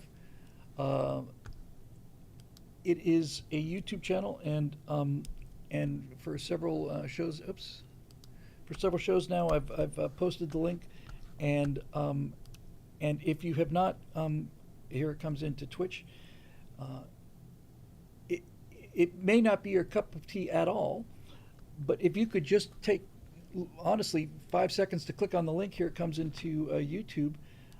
If you could just click on the link, hit the subscribe button, we will never bother you again. Although the people who go there are really finding it very nice. I'll tell you this, it sure helps me relax. When I get really wound up, and she does sound bowls as well, which is really cool. Um, but if you have a few moments, like, you know, 5 or 6 seconds, and you can click on the link and just click the subscribe button, you may, in fact, as many people do, most people do, I think, find this tonal music and meditation music to be really relaxing and good for you. Um, and there you go. Progress says we've watched all but two of the videos. Girls ask for it every night. Puts them right out. Hey, thank you. That's gonna mean the world to Natasha. Thank you. We usually use alcohol for that, or ether. But it's very soothing, and we have a lot of fun doing it. So thank you very much. Astrocia, sorry, yes. Can you send in can you whatever wants to know if you can send in fan art? Yes, absolutely. Send it to info@billwhittle.com, and Shelly will get it, and she will hand it out to me. I see her 3 times a week. She's in 3 times a week, and there you go. So P7 2017 says I click on the link and the sound goes out. It might be because it took you to a different YouTube page. I don't know. But in any event, if you have time to do that, great. And finally, there's a super chat from Baron of Gray Matter. It says, by the way, Bill, Grok recommends the COVID-19 jab for anyone 6 months and older. So yeah, take that as you will. Great work, Bill. Thank you very much, Baron. I'm going to have a few words with Grok about this in private, and you know how it gets. Um, it's going to get very personal, very personal. Yeah, Shelley is a great person. Shelley is the salt of the earth. Um, so anyway, there you go. So if you could do that, we sure would appreciate it. And that goes for those of you who might be watching it recorded. So let me pin that comment, as Marisha said. Actually, I'll do what I did last time, and that is make a new comment and pin that.